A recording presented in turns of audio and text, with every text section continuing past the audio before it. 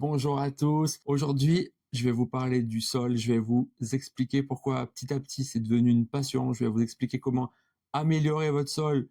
C'est la clé pour améliorer votre santé, mais aussi comment améliorer votre sol peut faire que vous contribuez à dépolluer l'air grâce à la captation du CO2. Et ça, c'est super simple. Vous voyez ici un énorme tas de compost qui est fait par la mairie. Alors, nous, on a de la chance. Moi, je suis à Tournon-sur-Rhône, dans une mairie où on nous laisse accéder aux espaces verts et plein de gens viennent déposer et moi je viens juste récupérer. Donc souvent, la question qu'on me pose, c'est mais comment faire si on n'a pas accès à ces espaces verts? Ben, c'est simple, hein.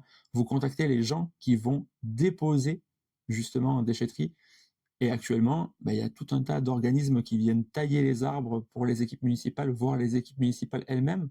En général, les équipes municipales gardent leur broyat, mais tous les élagueurs, eux, broient et vont le déposer en déchetterie. Pour eux, c'est un déchet. Et vous le voyez sur ces extraits vidéo, on trouve aussi de la sciure pour vos toilettes sèches, on trouve aussi de la paille, on trouve aussi plein de choses sympas qui peuvent vous permettre d'améliorer votre sol.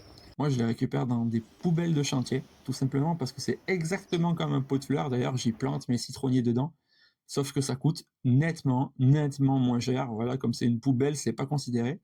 Et là, c'est la même chose comme on est en déchetterie. C'est des déchets qui ne sont pas considérés. Heureusement, là, ils sont compostés, mais ça arrive parfois qu'ils soient juste enfouis ou brûlés. Moi, je préfère prendre la matière brute, mais ça, après, c'est à vous de voir. Tout simplement parce que dans la matière brute, s'il y a toujours un petit peu de déchets, on les voit, ils sont encore gros, donc on peut les éliminer facilement. Alors que quand c'est déjà broyé, bah déjà, c'est composté. Donc moi, je préfère faire un compostage de surface sur mon terrain plutôt que prendre une matière déjà compostée. Mais là, vraiment, c'est à vous de choisir.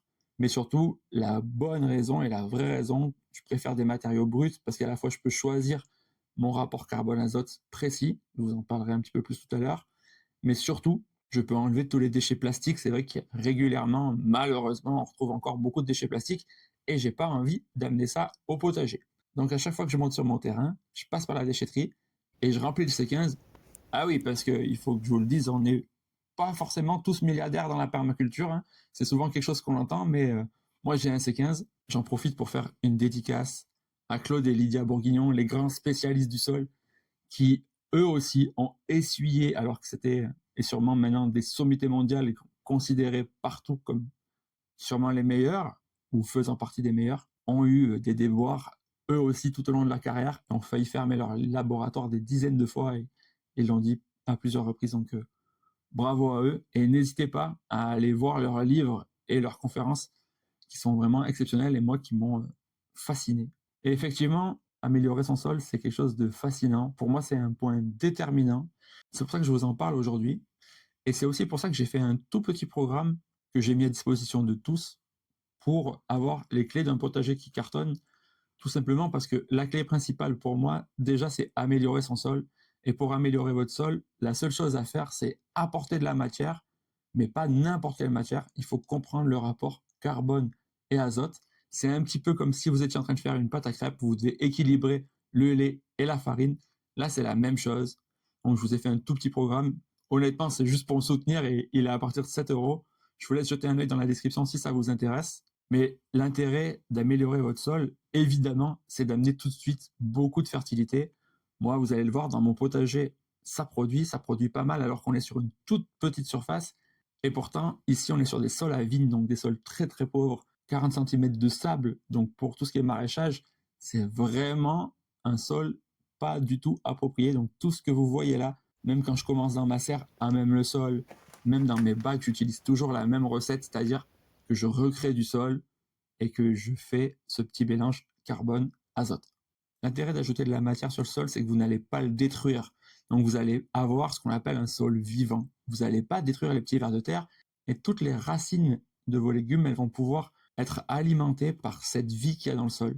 Et forcément, en étant alimentée par cette vie, elle va être remplie de vitamines et de minéraux. Je n'ai pas envie de vous donner de conseils de santé, mais ce qui me paraît logique, c'est que plus vous allez manger une alimentation saine, c'est-à-dire pas forcément juste exempte de pesticides, mais aussi qui a poussé sur un sol vivant, plus ça va avoir un impact positif sur votre santé. En tout cas, pour moi, c'est devenu super important ici d'améliorer la fertilité du sol et de montrer que si moi je l'ai fait, tout le monde peut le faire. Et ce qui est chouette, c'est que je l'ai fait en utilisant un déchet. Moi, c'est que quand j'arrive en déchetterie, chaque fois les agents municipaux, ils rigolent. Je leur dis, mais vous vous rendez pas compte de la richesse qu'il y a devant vous. Et pourtant, en général, cette richesse, elle est brûlée. Du moins, elle a été brûlée pendant longtemps. Et c'est que maintenant qu'on commence à la récupérer. Alors que franchement, améliorer votre sol, c'est améliorer votre héritage. C'est énorme, c'est ce que vous allez céder à vos enfants, c'est quelque chose de magique. Et en plus, ça vous demande très peu de travail. Ça n'a rien à voir avec un labour, ça n'a rien à voir avec creuser, c'est juste vous rajoutez de la matière. Donc attention vraiment au rapport carbone-azote. Souvent, on entend parler des buts en permaculture qui peuvent faire un rapport carbone-azote complètement faussé et donc vous risquez d'avoir une fin d'azote, c'est-à-dire beaucoup trop de carbone. Et là, il n'y a rien qui pousse. Donc, il faut vraiment équilibrer, comme je disais tout à l'heure, comme une pâte à crêpes. Si vous avez trop de farine, vous ne pouvez pas encore rajouter plus de farine. Il faut rajouter du lait. Mais là, c'est la même chose. Il faut équilibrer ce rapport carbone-azote. Et là, tout de suite, vous allez créer de la fertilité pour votre sol, donc pour votre jardin, donc pour ce que vous allez manger ensuite. Franchement, si moi j'y suis arrivé, vous pouvez y arriver aussi. Il n'y a rien de bien compliqué. Et il y a encore un gros point positif à améliorer le sol. Et effectivement, je viens d'en citer pas mal, mais c'est aussi que vous impactez positivement le climat. Il y a une étude qui s'appelle l'étude 4 pour 1000, je vous mettrai le lien en commentaire, qui explique qu'en améliorant les sols, et comme je viens de vous le dire, c'est assez facile et à la portée de tous, vous avez un impact sur le fait de stocker et séquestrer du CO2. Donc, vous dépolluez l'air et ça peut vous permettre un sentiment d'agir au quotidien super facilement. Ça vous fait passer de la culpabilité vis-à-vis du changement climatique au fait d'être acteur pour améliorer le monde. Et ça, c'est vrai que c'est toujours super agréable. Donc voilà, cette petite vidéo où j'avais envie de vous parler du sol, de sa fertilité. Je vais continuer à être dans ce petit studio improvisé, tout simplement parce que j'ai toujours pas de trépied, je suis toujours sur mon seau, mais ça va venir promis et après j'essaierai de vous faire plus de vidéos dehors. D'ailleurs, c'est à vous de me dire dans les commentaires sur quoi vous voulez qu'on enchaîne. Là, j'avais à cœur de vous parler du sol parce que c'est ce que je fais en ce moment, j'améliore le sol de ma forêt jardin, mais on pourrait partir plus sur justement comment améliorer notre impact sur le climat, parce que oui, c'est positif, on est toujours considéré comme des exploiteurs en train d'être culpabilisés, comme si on était les grands coupables du climat, mais on peut aussi être des acteurs et des gens qui peuvent améliorer les choses. Donc on pourrait parler de ça, on pourrait parler d'appliquer la permaculture à la politique, comment on devient plus souverain, comment on reprend nos droits, on pourrait parler plus d'économie, mais si vous êtes là, c'est aussi parce que sûrement vous avez envie qu'on parle de la forêt jardin. On peut en parler, je peux vous parler des erreurs qui m'ont le plus impacté, je peux vous parler des choses importantes à surveiller, je peux vous parler aussi de tout ce qui est potager, même si c'est vrai que c'est pas mon domaine d'expertise. Mon domaine d'expertise, maintenant vous le savez peut-être un peu plus, c'est tout ce qui est bâtiment bioclimatique. Là, on est dans ma serre et je vous parlerai en long, en large et en travers de tout ce qui est bâtiment, bien sûr. Mais si vous êtes pressé, je vous laisse vous inscrire à ma newsletter. Il y a déjà une vingtaine d'études de cas avec des vidéos très détaillées.